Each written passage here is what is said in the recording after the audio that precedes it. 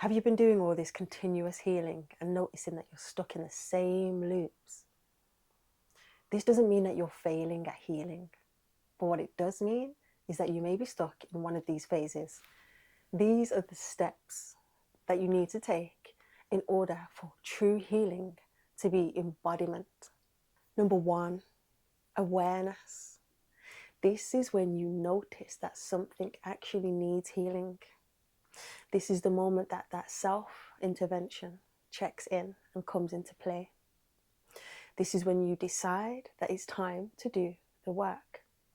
When you're looking at yourself with a little magnifying glass and a torch, shining a light on a particular behavior, a habit, an addiction, a mindset, even an environment change that's necessary because it's stagnating your growth in some type of way, or it's making you behave in ways that are no longer serving you. Once you notice and put attention on to that specific thing, now you know it needs healing. This is when you're naming the wound, you're naming the pattern, you're observing that behavior that needs to be eradicated. So this is you seeing it, but not fixing it quite yet. Phase two. This is the healing phase. This is when it's time to find what tools work for you, because not every tool works for everyone.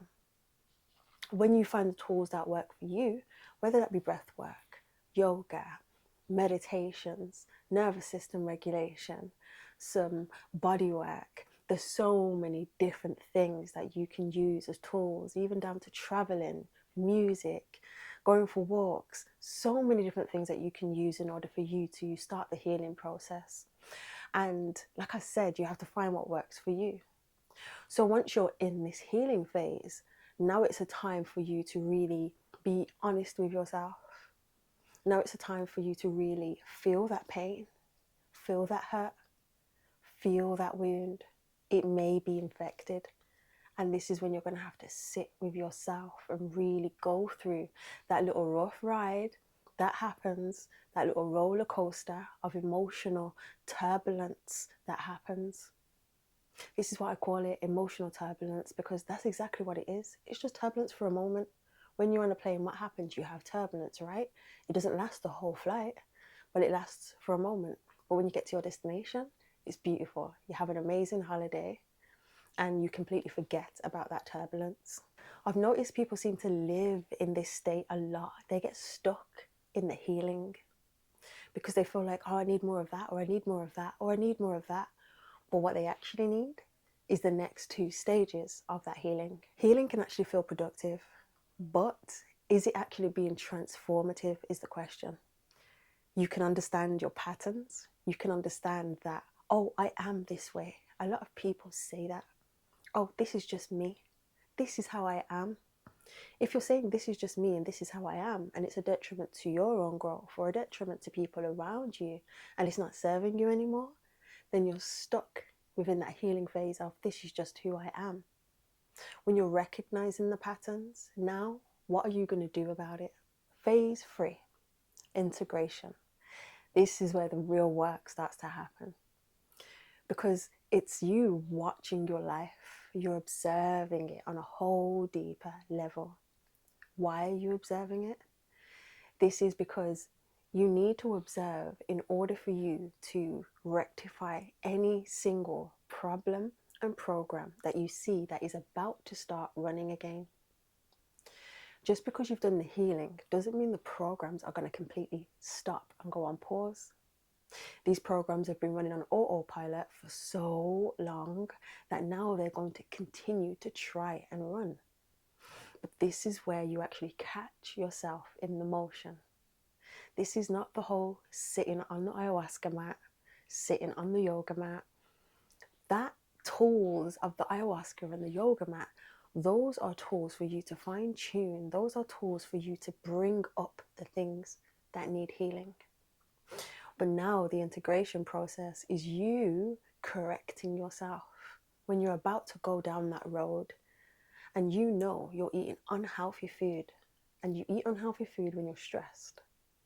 So you start to go for that unhealthy food. Stop yourself in your tracks. Not many people are in a conscious state to be able to integrate, so they don't stop themselves in their tracks when they're about to pick up something that's not good for them, or go and do something that doesn't do any good for them. So now you have to recognize the patterns, recognize the loops that you're caught in, and prevent yourself from doing those things, and then replace them with something else. It's you basically letting go of identities, allowing all the Russian dolls to just fall away layer after layer. You die over and over again when you're on your deep healing journey and you're really integrating. And you have to be okay with that. Because yes, it may feel unfamiliar, but that's the space that you have to go into in order for you to manifest a greater version of you and have a greater life and to go into a different timeline. And now you're going into those quantum leaps with ease because you know why you're doing the work, and you're doing the work.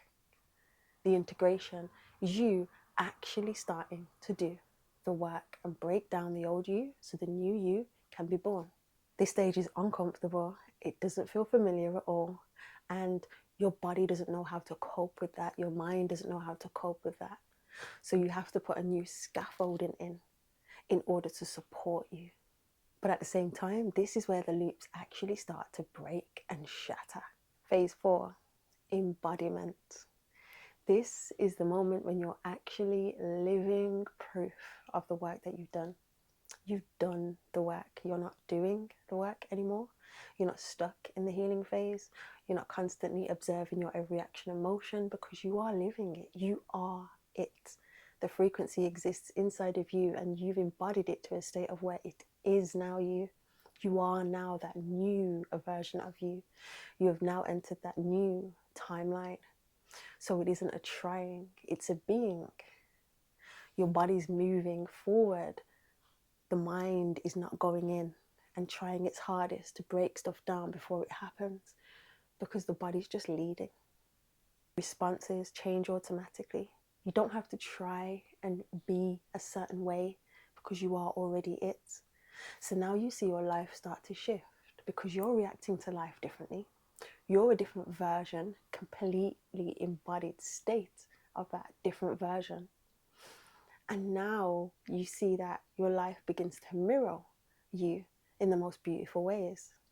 You don't need to force it. You don't need to actually put in so much different actions, because you are the frequency. The frequency lives inside of you, and life mirrors back to you what it is that you are, what it is that you are. Healing isn't complete until it's embodied. That 4th phase is very important. So you're not stuck. You're just in the middle of a process. You just need to remember these 4 phases and do the things that's necessary in order for those phases to actually run their course. If your life hasn't changed, then the work isn't done, because it hasn't integrated into your system to reflect back at you. The observation phase is you looking at things and observing the things that need to be healed. The healing is you doing stuff physically. The integration is you getting into your system and rectifying everything that's in there. The patterns, the behaviors, the loops, everything that's running within your system that is now a virus to the system. You're going into there and you are interrupting it. You are shutting it down, and you are Control-Alt-Deleting. And then the embodiment is what's left after that. You, the actual truth of you, the actual greater version of you, because you've now done the things that are necessary in order for your being to be different, in order for it to live different. And the embodiment, it's a complete different life. It's a complete different you. It's a version of you without those old viruses, without those old loops, without those old patterns and behaviors and habits that hold you hostage. So stop asking why you're stuck and start asking, what stage are you in? So look back at all of this and check, what stage are you stuck in?